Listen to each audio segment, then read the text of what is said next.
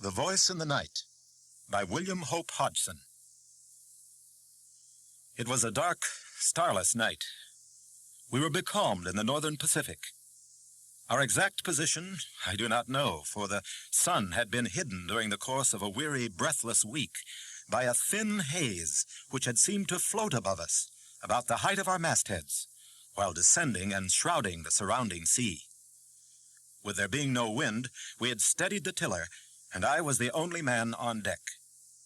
The crew, consisting of 2 men and a boy, were sleeping forward in their den, while Will, my friend and the master of our little craft, was aft in his bunk on the port side of the little cabin. Suddenly, from out of the surrounding darkness, there came a hail. "Schooner, ahoy!" The cry was so unexpected that I gave no immediate answer because of my surprise. It came again, a voice curiously throaty and inhuman, calling from somewhere upon the dark sea away on our port broadside. "Schooner, ahoy!" "Hello," I sung out. "What are you? What do you want?" "You need not be afraid," answered the queer voice, having probably noticed some trace of confusion in my tone. "I am only an old man." The pause sounded odd, but it was only afterwards that it came back to me with any significance. "Why don't you come alongside, then?" I queried somewhat snappishly, for I liked not his hinting at my having been a trifle shaken. I can't. It wouldn't be safe. "What do you mean?" I asked, growing more and more astonished. "Why not safe? Where are you?" I listened for a moment, but there came no answer. And then, a sudden indefinite suspicion of I know not what coming to me, I stepped swiftly to the binnacle and took out the lighted lamp. At the same time, I knocked on the deck with my heel to waken Will. Then I was back at the side, throwing the yellow funnel of light out into the silent immensity beyond our rail. As I did so, I heard a slight muffled cry, and then the sound of a splash, as though someone had dipped oars abruptly. Yet I cannot say that I saw anything with certainty, save it seemed to me that with the first flash of the light there had been something upon the waters, where now there was nothing. "Hello there! What foolery is this?" But there came only the indistinct sounds of a boat being pulled away into the night. Then I heard Will's voice from the direction of the after scuttle. "Oh, what's up, George?" "Come here, Will," I said. "What is it?" I told him the odd thing which had happened. He put several questions, and then, after a moment's silence, he raised his hands to his lips and hailed, "Boat, ahoy!" From a long distance away, there came back to us a faint reply, and my companion repeated his call. Presently, after a short period of silence, there grew on our hearing the muffled sound of oars, at which Will hailed again. This time, there was a reply. "Put away the light." "I'm damned if I will," I muttered, but Will told me to do as the voice bade, and I shoved it down under the bulwarks. "Come nearer," he said, and the oar strokes continued. Then, when apparently some half-dozen fathoms distant, they again ceased. "Come alongside. There's nothing to be frightened of aboard here." "Promise that you will not show the light." "What's that to do with you?" I burst out, "that you're so infernally afraid of the light?" "Because..." "Because what?" Will put his hand on my shoulder. "Shut up a minute, old man," he said in a low voice. "Let me tackle him." "Now see here, mister.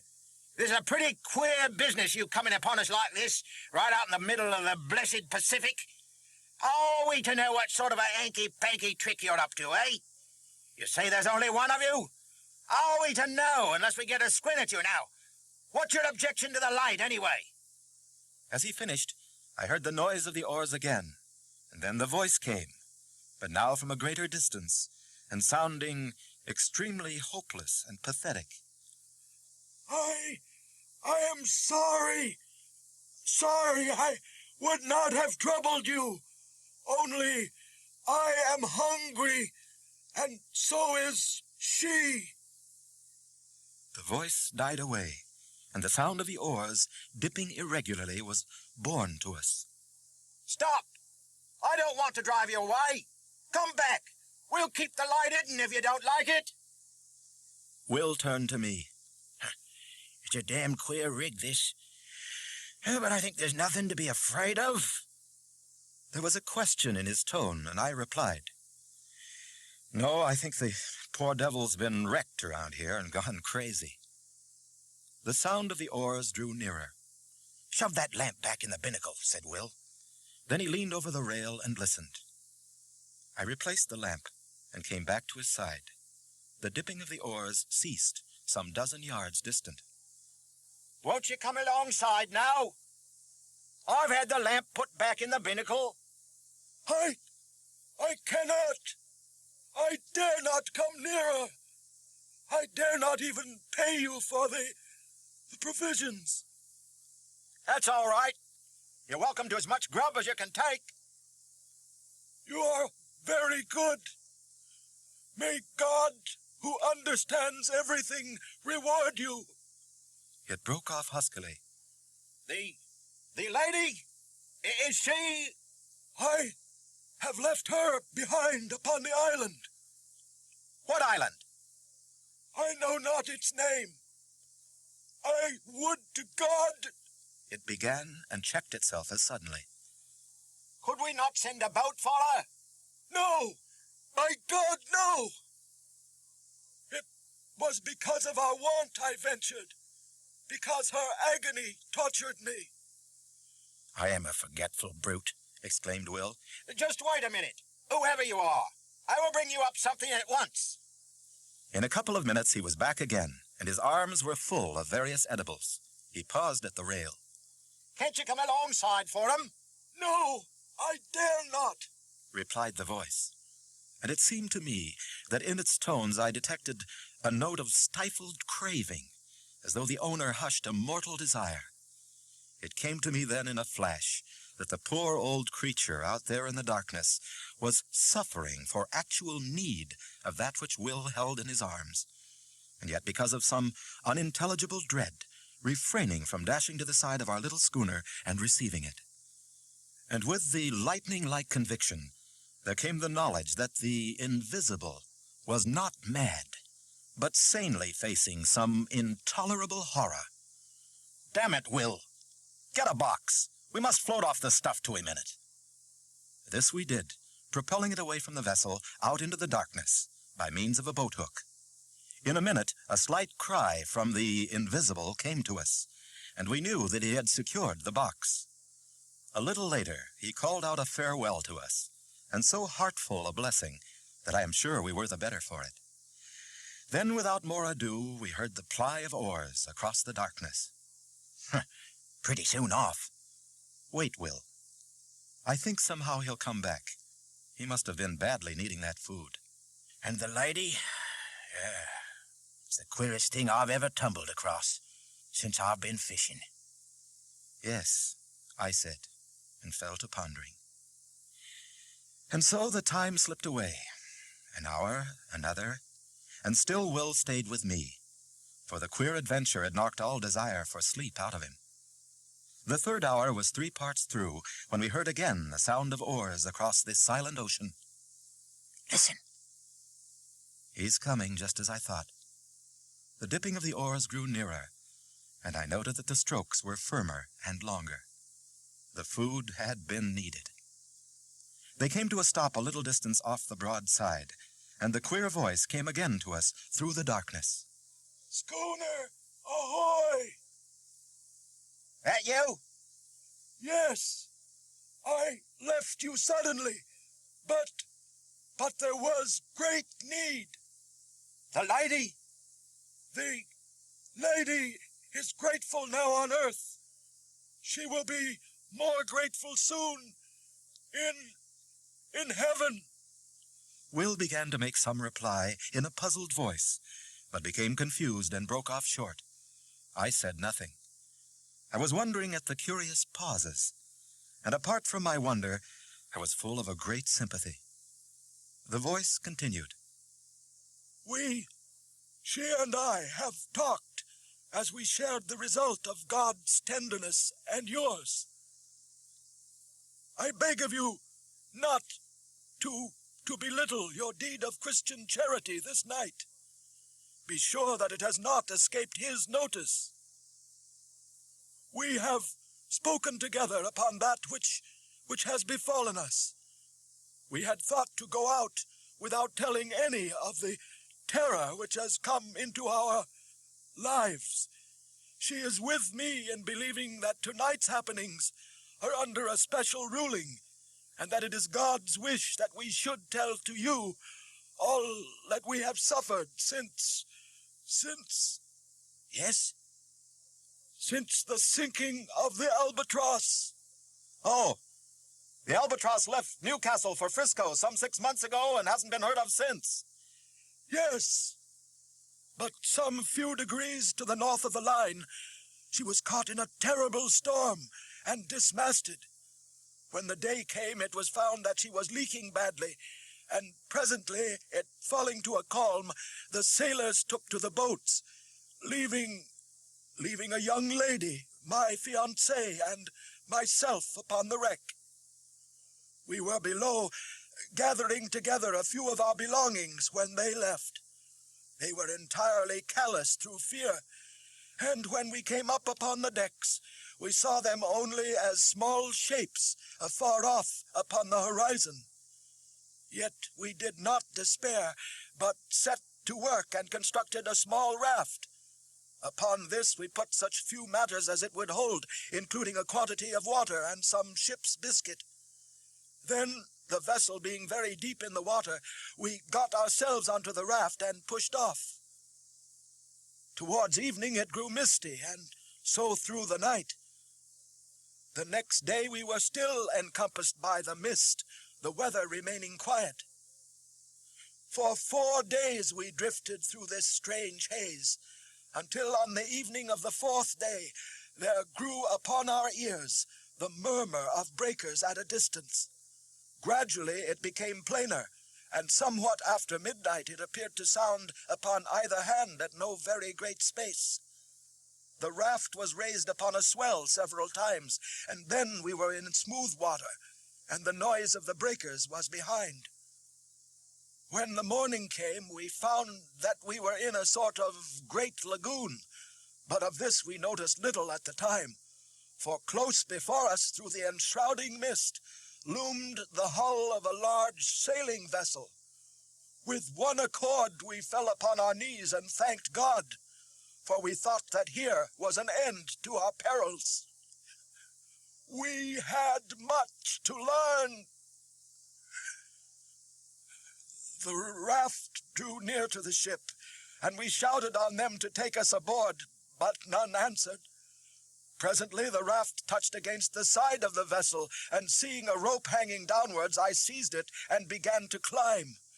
Yet I had much ado to make my way up, because of a kind of gray, lichenous fungus which had seized upon the rope, and which blotched the side of the ship lividly. I reached the rail, clambered over it onto the deck.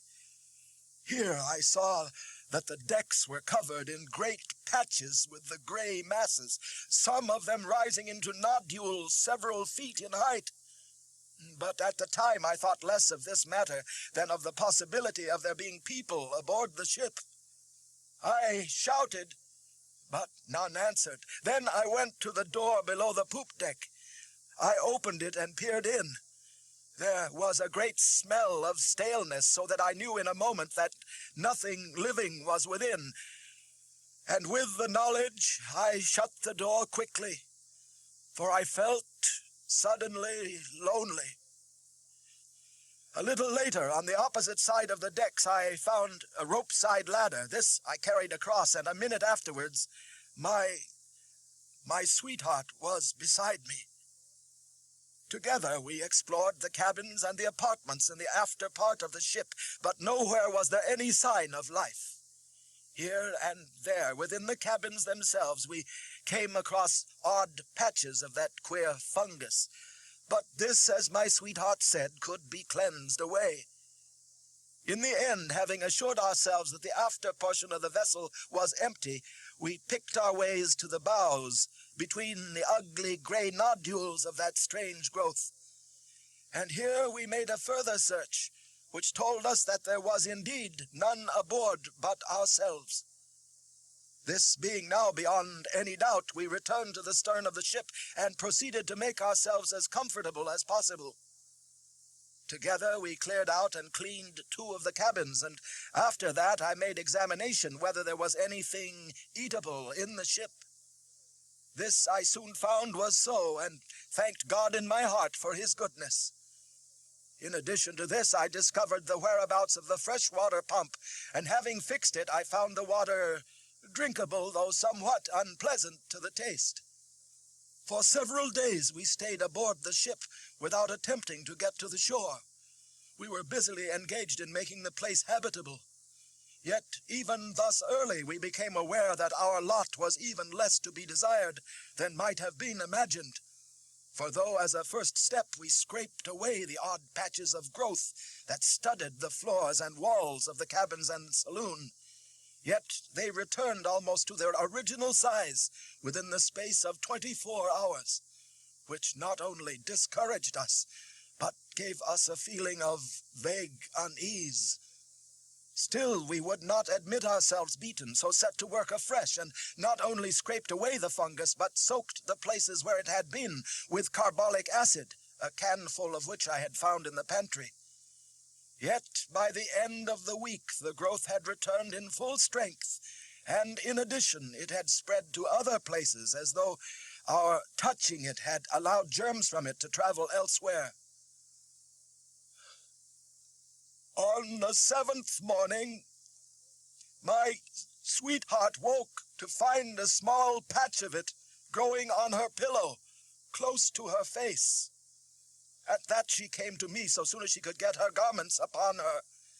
I was in the galley at the time, lighting the fire for breakfast. "Come here, John," she said, and led me aft. When I saw the thing upon her pillow, I shuddered. And then and there we agreed to go right out of the ship and see whether we could not fare to make ourselves more comfortable ashore. Hurriedly we gathered together our few belongings, and even among these I found that the fungus had been at work, for one of her shawls had a little lump of it growing near one edge. I threw the whole thing over the side without saying anything to her. The raft was still alongside, but it was too clumsy to guide, and I lowered down a small boat that hung across the stern, and in this we made our way to the shore. Yet as we drew near to it, I became gradually aware that here the vile fungus which had driven us from the ship was growing riot. In places it rose into horrible, fantastic mounds, which seemed almost to quiver as with a quiet life when the wind blew across them. Here and there it took on the forms of vast fingers, and in others it just spread out flat and smooth and treacherous. Odd places it appeared as grotesque, stunted trees, seeming extraordinarily kinked and gnarled, the whole quaking vilely at times. At first it seemed to us there was no single portion of the surrounding shore which was not hidden beneath the masses of the hideous lichen. Yet in this I found we were mistaken, for somewhat later, coasting along the shore at a little distance, we descried a smooth white patch of what appeared to be fine sand, and there we landed. It was not sand. What it was I do not know. All that I have observed is that upon it the fungus will not grow, while everywhere else, save where the sand-like earth wanders oddly, pathwise amid the gray desolation of the lichen, there is nothing but that loathsome grayness. It is difficult to make you understand how cheered we were to find one place that was absolutely free from the growth, and here we deposited our belongings. Then we went back to the ship for such matters as it seemed to us we should need. Among other matters, I managed to bring ashore with me one of the ship's sails, with which I constructed 2 small tents, which, though exceedingly rough-shaped, served the purposes for which they were intended. In this we lived and stored our various necessities.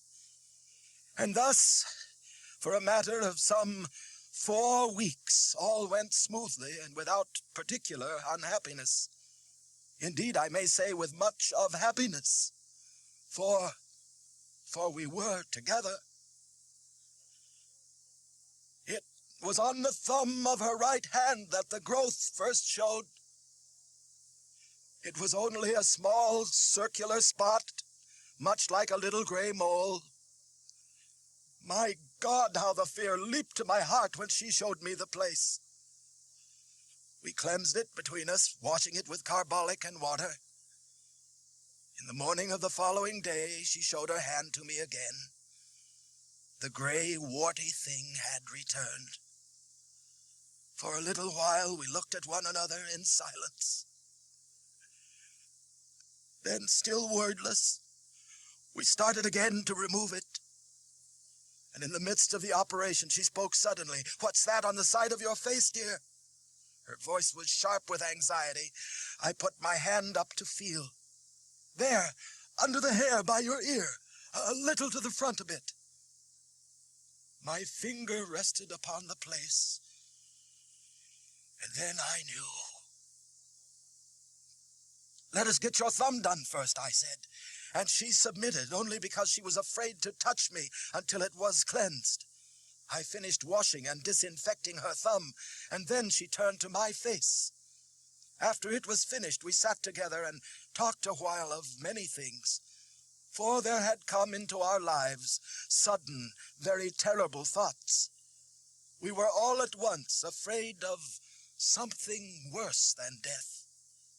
We spoke of loading the boat with provisions and water and making our way out onto the sea, yet we were helpless for many causes, and the growth had attacked us already. We decided to stay. God would do with us what was His will. We would wait. A month, 2 months, 3 months passed. The places grew somewhat. There had come others. Yet we fought so strenuously with the fear that its headway was but slow, comparatively speaking. Occasionally we ventured off to the ship for such stores as we needed. There we found that the fungus grew persistently. One of the nodules on the main deck became soon as high as my head. We had now given up all thought or hope of leaving the island. We had realized that it would be unallowable to go among healthy humans with the things from which we were suffering. With this determination and knowledge in our minds, we knew that we should have to husband our food and water, for we did not know at that time but that we should possibly live for many years. This reminds me that I have told you that I am an old man. Judged by years, this is not so. But... He broke off, then continued somewhat abruptly. As I was saying, we knew that we should have to use care in the matter of food. But we had no idea then how little food there was left of which to take care. It was a week later that I made the discovery that all the other bread tanks, which I had supposed full, were empty, and that, beyond odd tins of vegetables and meat and some other matters, we had nothing on which to depend but the bread in the tank which I had already opened. After learning this, I bestirred myself to do what I could and set to work at fishing in the lagoon, but with no success. At this, I was somewhat inclined to feel desperate until the thought came to me to try outside the lagoon in the open sea. Here at times I caught odd fish, but so infrequently that they proved of but little help in keeping us from the hunger which threatened. It seemed to me that our deaths were likely to come by hunger and not by the growth of the thing which had seized upon our bodies. We were in this state of mind when the 4th month wore out. Then I made a very horrible discovery. One morning, a little before midday, I came off from the ship with a portion of the biscuits which were left. In the mouth of her tent, I saw my sweetheart sitting, eating something. "What is it, my dear?" I called out as I leapt ashore. Yet, on hearing my voice, she seemed confused, and turning slyly threw something towards the edge of the little clearing. It fell short, and a vague suspicion having arisen within me, I walked across and picked it up. It was a piece of the gray fungus. As I went to her with it in my hand, she turned deadly pale, then a rose red. I felt strangely dazed and frightened. my dear," I said, and could say no more. Yet at my words she broke down and cried bitterly. Gradually, as she calmed, I got from her the news that she had tried it on the preceding day and liked it. I got her to promise on her knees not to touch it again, however great our hunger. After she had promised, she told me that the desire for it had come suddenly, and that until the moment of desire she had experienced nothing towards it but the most extreme repulsion. Later in the day, feeling strangely restless and much shaken with the thing which I had discovered, I made my way along one of the twisted paths formed by the white sand-like substance which led among the fungoid growth. I had once before ventured along there, but not to any great distance. This time, being involved in perplexing thought, I went much further than hitherto. Suddenly I was called to myself by a queer hoarse sound on my left. Turning quickly, I saw there was a movement among an extraordinarily shaped mass of fungus close to my elbow. It was swaying uneasily as though it possessed life of its own. Abruptly, as I stared, the thought came to me that the thing had a grotesque resemblance to the figure of a distorted human creature. Even as the fancy flashed into my brain, there was a slight, sickening noise of tearing, and I saw that one of the branch-like arms was detaching itself from the surrounding gray masses and coming towards me. The head of the thing, a shapeless gray ball, inclined in my direction. I stood stupidly, and the vile arm brushed across my face. I gave out a frightened cry and ran back a few paces. There was a sweetish taste upon my lips where the thing had touched me. I licked them, and was immediately filled with an inhuman desire. I turned and seized the mass of the fungus, then more and more. I was insatiable. In the midst of devouring, the remembrance of the morning's discovery swept into my mazed brain. It was sent by God. I dashed the fragment I held to the ground. Then, utterly wretched and feeling a dreadful guiltiness, I made my way back to the little encampment. I think she knew by some marvelous intuition which love must have given so soon as she set eyes on me. Her quiet sympathy made it easier for me, and I told her of my sudden weakness, yet omitted to mention the extraordinary thing which had gone before. I desired to spare her all unnecessary terror, but for myself I had added an intolerable knowledge to breed an incessant terror in my brain. For I doubted not that I had seen the end of one of those men who had come to the island in the ship in the lagoon, and in that monstrous ending, I had seen our own. Thereafter, we kept from the abominable food, though the desire for it had entered into our blood. Yet our drear punishment was upon us, for day by day, with monstrous rapidity, the fungoid growth took hold of our poor bodies.